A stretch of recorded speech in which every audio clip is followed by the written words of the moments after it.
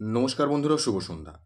মার্কেটে কিন্তু বড় রকমের পতন শুরু হয়ে গেছে এবং তার যে গুরুত্বপূর্ণ লেভেল ছিল সেটাকে তো ব্রেকডাউন করেইছে। ব্রেকডাউন করার পরে নিচে ক্লোজিং দিয়েছে।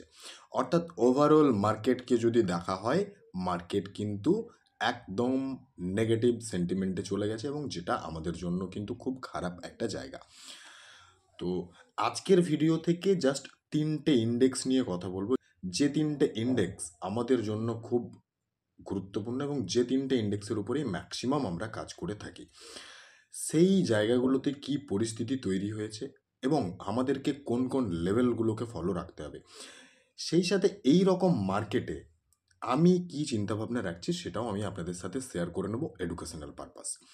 প্রথমে যদি নিফটি নিয়ে ডিসকাস করতে হয়, নিফটিতে যে বিষয়টা দেখা যাচ্ছে, আমি লাস্ট ভিডিওতে একদম স্পষ্ট করে একটা বিষয় বলেছিলাম যে নিফটি যদি কোনো কারণবশত 23,250 থেকে 23,350-এর যে জোন রয়েছে এটাকে ব্রেকডাউন করে দেয়, তাহলে সেটা কিন্তু মার্কেটের জন্য বেশ বড় রকমের একটা নেগেটিভ পয়েন্ট।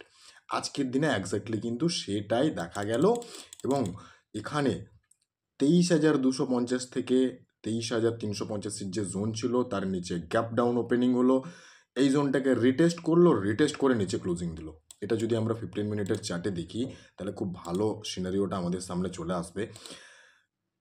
যখন কোনো স্টক বা ইন্ডেক্স এই ধরনের সিনারিও তৈরি করে সেটা কিন্তু খুব বড় রকমের নেগেটিভ একটা জায়গা। কারণ একটা বিষয় যদি আমরা এখানে দেখি সেটা স্পষ্ট হয়ে যাচ্ছে। নিফটি এখানে ওপেনিং হলো, ওপেনিং হওয়ার পরে একটা ওপরের দিকে র্যালি হলো। এক্স্যাক্টলি এই যে জোন আছে সেই জোনটাকে রিটেস্ট করলো, রিটেস্ট করে যখন নিচে আসছে তার যে প্রিভিয়াস লো সেটাকে ব্রেকডাউন করে দিচ্ছে।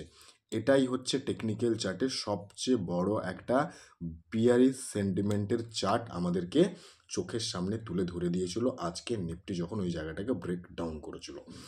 তো নিফটি যেহেতু এখানে ব্রেকডাউন করে দিয়েছে, নিচে ক্লোজিং দিয়ে দিয়েছে, অলরেডি 200 এর নিচে আমরা দেখছি নিফটিকে ট্রেড করতে। আজকের দিনও আমরা অলরেডি জোন ড্র করে রেখেছি, যে জোনটা আমাদেরকে মেবি নিয়ার ফিউচার দেখতে হতে পারে। বাট তার আগেও কিন্তু আমাদের সাপোর্ট জোন একটা রয়েছে, সেই জোনটাকেও আমাদেরকে একটু মার্ক করে রাখতে হবে। সেটা হচ্ছে মোটামুটি এই জোনটা কত, 21,750। যদি 21,750-কে ব্রেক ডাউন করে দেয় তাহলে কিন্তু নিফটিতে 21,200 লেভেল যেটা আছে সেই লেভেল আমরা যে কোনো সময় দেখতে পারি। তো নিফটির ওভারঅল ভিউ কিন্তু এটা দেখাচ্ছে। এরপরে চলে আসবো নিফটি মিড ক্যাপ 100 ইন্ডেক্সের যে chart. Nifty mid cap index 100-এর যে চার্ট সেটা তো লাস্ট দিন অলরেডি 200 ডে এমএকে ব্রেক ডাউন করে দিয়েছিল। আজকে গ্যাপ ডাউন ওপেনিং, তারপরে বেশ বড় রকমের একটা ফল। এরপরে এখানে আরও একটা বিষয় দেখা যাচ্ছে যেটা খুবই একটা বাজে পরিস্থিতির জায়গাতে রয়েছে। মিড ক্যাপের যে একটা গুরুত্বপূর্ণ সাপোর্ট লেভেল ছিল সেটাকে আজকে ব্রেকডাউন করে দিয়েছে এবং ব্রেকডাউন করে বেশ বড় রকমের রেড কালারের একটা ক্যান্ডেলে কিন্তু ক্লোজিং দিয়েছে। তো নিফটিতে যেরকম ব্রেকডাউন দিয়েছিল মিড ক্যাপেও ব্রেকডাউন দিয়েছে এবং হিউজ ফল, 4%-এর ফল, মানে মারাত্মক রকমের একটা ফল, যেটা কিন্তু মার্কেট কেউ আশা করেনি। মার্কেটে 2200 পয়েন্টের ফল। এরপরে মিড ক্যাপের ক্ষেত্রে কিন্তু আমরা নিচের দিকের যে কয়েকটা লেভেল এই মুহূর্তে ফলো রাখতে পারি সেটা হচ্ছে এই লেভেলটা কিন্তু একটা ক্রুশিয়াল লেভেল হতে পারে, সেটা হচ্ছে 47,746। এর আগেও কিন্তু আমাদের সাপোর্ট জোন রয়েছে, আমরা মোটামুটি এই জোনটাকে একটা সাপোর্ট জোন ধরতে পারি, 51,217। এগুলোকে আমরা স্ট্রং সাপোর্ট জোন হিসেবে না দেখলেও এগুলোকে কিন্তু একটা করে টেম্পোরারি সাপোর্ট জোন দেখতে পারি। 50,610, দেন এই জায়গাটা আসতে পারে 49,700। তো মেনলি আমাদেরকে 47,700-র যে লেভেল আছে এই লেভেল আমাদের জন্য কিন্তু এই মুহূর্তে ওপেন, অর্থাৎ এই পর্যন্ত আসতে পারে স্মল ক্যাপ। তবে আসবে মানে একবারে সাডেনলি সোজা নিচে ফল করে যাবে এরকম নাও হতে পারে। এখান থেকে কিন্তু প্যাটার্ন তুলে ওপরে কিছুটা গেল, আবার নিচে এলো, আবার কিছুটা ওপরে গেল, আবার নিচে এলো, এইভাবে অর্থাৎ লোয়ার লো বানিয়ে কিন্তু নিচে আসতে পারে। তাহলে মিড ক্যাপেরও কন্ডিশন খুব খারাপ। নেক্সট চলে আসবো নিফটি স্মল ক্যাপ নিয়ে। নিফটি স্মল ক্যাপও কিন্তু তার যে গুরুত্বপূর্ণ সাপোর্ট জোন ছিল, যদি এই জায়গাটাকে মার্ক করে নেওয়া হয় 17,400, তার নিচে ওপেনিং হলো, নিচে ওপেনিং হওয়ার পরে একদম নিচে শার্প ফল দেখা গেল।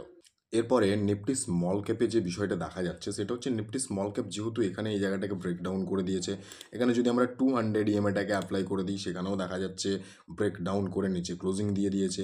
খুব প্যাথেটিক একটা জায়গা তৈরি করেছে। এখন নিফটি স্মল ক্যাপের জন্য কিন্তু যে লেভেলটা ওপেন হয়ে গেছে সেটা হচ্ছে মোটামুটি এই লেভেলটা, কত, 15,760-এর কাছাকাছি।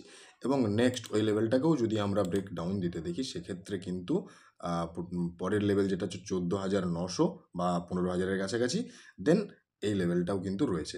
তো হয়তো অতটা নিচে আসবে না, বাট 15,750-এর যে লেভেল সেটা কিন্তু স্মল ক্যাপ নিফটির জন্য ওপেন হয়ে গেছে। তো এগুলো হলো মোটামুটি ওভারঅল আমরা যে তিনটে ইন্ডেক্সের উপরে কাজ করি, আমাদের স্টক বাই সেল করে থাকি সেই জায়গাটার উপরে। এরপরে পার্সোনালি আমি কি করছি, আমি কি করছি না, সেই জায়গাটা নিয়ে যদি কথা বলি, নাম্বার ওয়ান, এই মুহূর্তে আমি কোনো ধরনের ট্রেডিংয়ে যাচ্ছি না। কারণ মার্কেট যেখানে নেগেটিভ সেখানে একটা বটম তৈরি করা আগে দরকার। বটম তৈরি করার পরে ডিসিশন নেওয়া যেতে পারে কি করা যেতে পারে। নাম্বার টু, আমি এখন ওয়াচ লিস্ট বানাবো।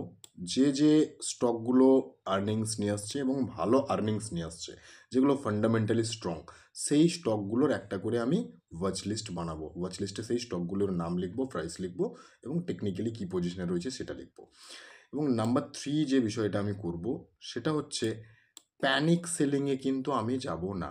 আমার যে পোর্টফোলিওতে স্টকগুলো রয়েছে অলরেডি মাইনাসে রয়েছে, বাট ফান্ডামেন্টালি স্ট্রং যে স্টকগুলো নিয়ে 2 বছর 3 বছর 5 বছরের কথা ভাবা যেতে পারে, এবং এখন যদি কোনো স্টক 20% আমাকে নিচেও ফল দেখায়, সে 2-3 বছরের মধ্যে এই 20%টাকে রিকভারি করে আরও 20% রিটার্ন জেনারেট করে দেওয়ার ক্ষমতা রাখে, সেই ধরনের ফান্ডামেন্টালের স্টক কিন্তু আমি বেচবো না, আমার পোর্টফোলিওতে আমি রেখে দেবো। এবং অবভিয়াসলি এইরকম মার্কেট সিচুয়েশনে যেটা করব না সেটা হচ্ছে উইক ফান্ডামেন্টালের যে স্টক আছে এবং টেকনিক্যালি খুব উইক রয়েছে, সেই স্টকে কোনো রকম আমি বাই সেল করতে যাব না।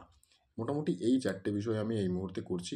মার্কেট কী কারণে পড়ছে, কেন পড়ছে, রিজন খুঁজতে গেলে 1000 একটা রিজন পাওয়া যাবে, বাট টেকনিক্যাল চার্ট আমাদেরকে যেটা বলছে আমরা সেই জায়গাটাকে ফলো করতে পারি।